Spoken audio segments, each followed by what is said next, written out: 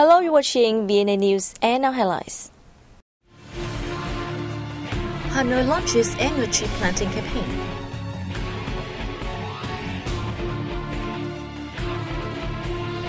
Ho Chi Minh City's industry targets 7% growth rate.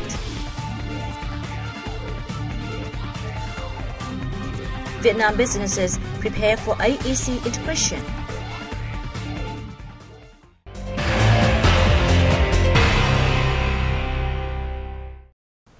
On February 14th, the 7th day of the Lunar New Year, Hanoi Department of Agriculture and Rural Development organized a Xuống Đồng, also known as Going to the Field Festival, and launched the annual tree planting spring campaign in the district of Phú Xuyên. Addressing the event, Deputy Prime Minister and Secretary of the Municipal Party Committee Hoàng Trung Hải highlighted the significance of tree planting to the landscape and environmental protection. The Tree Planting Festival, held at the outset of a new year, is an annual tradition initiated by President Ho Chi Minh in 1959. To further promote the development of agriculture, the officials stressed the need to renovate both the method and technique. In recent years, Phú Xuyên district and rural areas of Hanoi in general have reaped a lot of achievements, especially in the application of machines in agricultural production. However, Hai suggested Phú Xuyên district and Hanoi as a whole to pay more attention to the planning work and create a balance among the industry, agriculture, and service sectors, adding that the city should focus on improving the quality of products so as to enhance their competitive edge.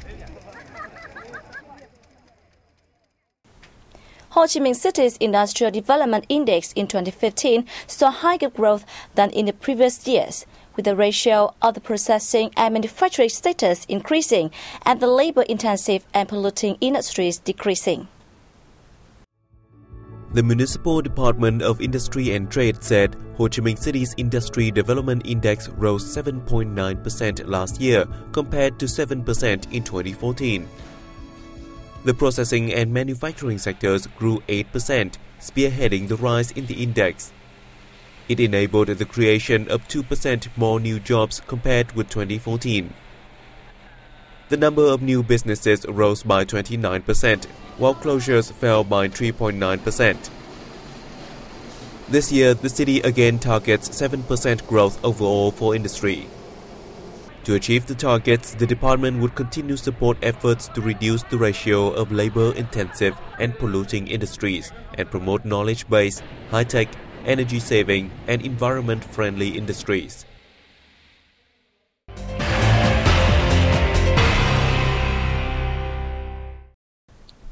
The government has ordered centrally run cities and provinces to allocate the state budget for implementation of the National Target Program on building new-style rural areas in 2016. Accordingly, resources will be prioritized for communes facing extreme difficulties and border, island and coastal communes, particularly the communes that had achieved less than 5 out of the 19 criteria set for being recognized as new-style rural areas.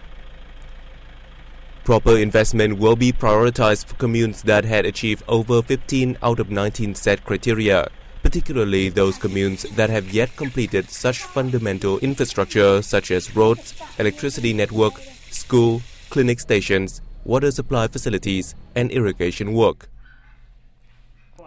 For the communes that had been recognized as new-style rural areas, the Prime Minister asked the centrally run cities and provinces to proactively help them further improve recorded attainments. The National Target Program on Building New-Style Rural Areas, initiated by the Vietnamese government in 2010, sets 19 criteria on socio-economic development, politics and defense, aiming to modernize rural areas. The criteria cover the development of infrastructure, the improvement of production capacities, environmental protection, and the promotion of cultural values. The country aims to have 50% of all communes nationwide meeting all the requirements by the end of 2020. The establishment of the ASEAN Economic Community at the end of 2015 was the turning point for comprehensive integration of regional countries. Apart from opportunities, AEC also poses challenges to its member economies, including Vietnam. The following report shows how Vietnamese businesses are preparing for regional integration.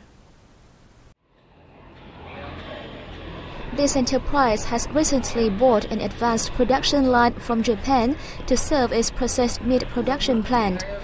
The investment is expected to foster the enterprise's development so that it can compete with others from the regional countries after the ASEAN Economic Community came into being. We have been preparing for regional integration for the past 2 to 3 years. The first thing we did was to restructure the production with a focus placed on improving the quality of our products. The establishment of the ASEAN Economic Community also raised a question for the garment sector, whether its products are capable of competing with those from Thailand and Myanmar. According to a representative of the Vietnam Textile and Garment Group, AEC will bring more opportunities than challenges to the industry. The ASEAN Economic Community creates a synchronous product system, which will facilitate the region's competitiveness in the world market. We hope for an increase in the number of orders from non-AEC countries, and as such, Vietnam will also receive more orders. Once operational, AEC will form a single market which can take full advantage of free trade agreements in which the tax rate of goods transactions in the region will be cut down gradually to 0%. This move will facilitate Vietnamese businesses' export to regional countries. Import-export procedures will be simplified. The reform of origin procedures will allow enterprises to certify the origin of their products by themselves, thus accelerating the customs clearance of commodities exported to the ASEAN nations. But this requires enterprises' awareness and readiness to implement the new streamlined process for export within AEC. Vulnerable small-scale enterprises will be hardest affected. If they are not ready for regional integration, they will be excluded from the games. For years, Vietnamese businesses have been preparing for the establishment of the ASEAN Economic Community. More and more goods from the ASEAN countries have been imported into Vietnam and vice versa. Some Vietnamese enterprises are strong enough to compete with their regional rivals, as well as enter new regional markets. The freer movement of goods and services within the region will encourage business and investment activities. Vietnamese enterprises will also have more opportunities to invest in other regional countries and expand their markets.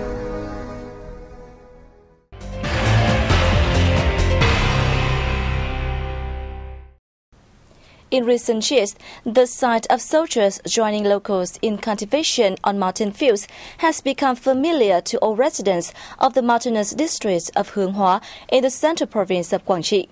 The efforts have also helped change awareness among locals about self-production. Hồ Thị Xuân develops an edible canna garden, which is cultivated on the land of Defense Economics Unit 337, under the Ministry of Defense. In the past, her family was one of the most disadvantaged in the locality. But it is all different now. My family was extremely poor in the past.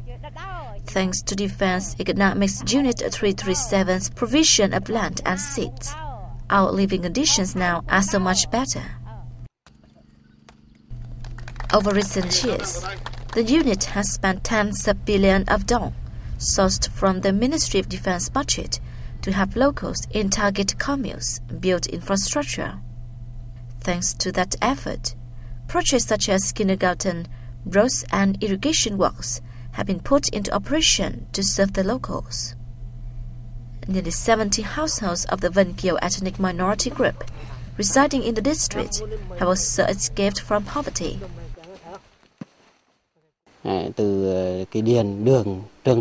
The unit has helped many local households learn how to cultivate by themselves. By receiving this training, many of them are now much more prosperous.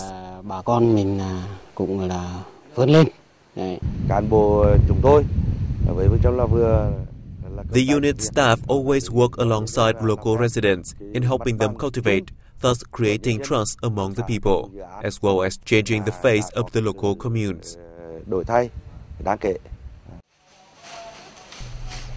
With tireless effort, the soldiers have gained trust among locals in the far-flung district. In parallel with helping the local economy take firm steps towards achieving its socio-economic development goals. Language barrier has been considered a lingering problem for Vietnam's workforce in the context of international integration. In order to address this issue, the education sector is implementing a new plan to have students communicate well in English. On December 31, 2015, the ASEAN Economic Community was officially formed, giving new impetus to a community of over 630 million people. This move is expected to create both opportunities and challenges for Vietnam's workforce.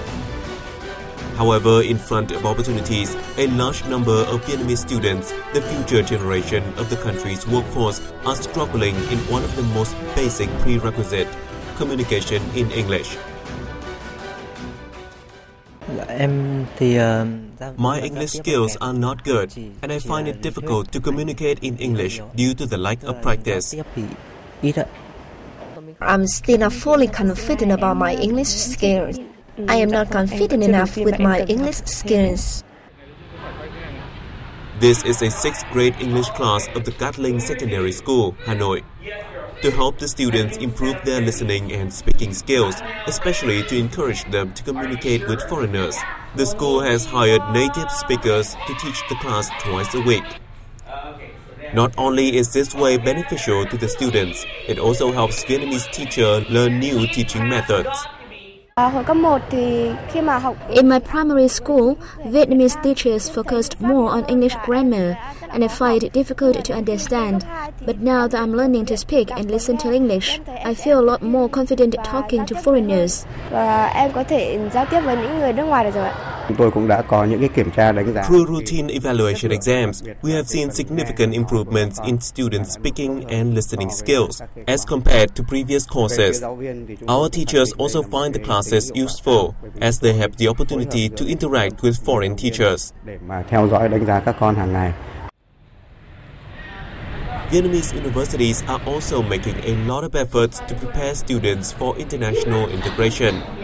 According to regulations by the Ministry of Education and Training, university graduates must have a B1 level certification on foreign language in accordance to the Common European Framework of Reference for Languages. To satisfy these criteria, many universities are now prioritizing the training of all 4 skills for students: speaking, listening, writing, and reading.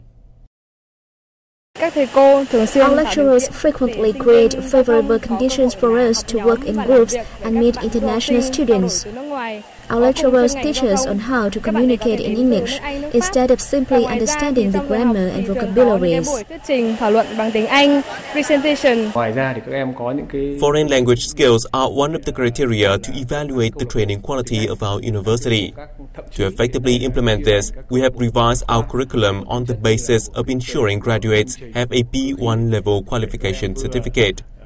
To do so, we have divided the course into 3 classes: A1, A2, and B1. Students must complete A1 and A2 before attending B1. Yet changes in foreign languages courses have only been made in big cities where investments can be afforded. As for rural areas, the number of qualified teachers remains low, resulting in a severe lack of environment for students to communicate in English. At this point, it appears that the language barrier still exists as one of the biggest challenges for young Vietnamese. And that has wrapped up our news bulletin. Thanks for joining us, and goodbye for now.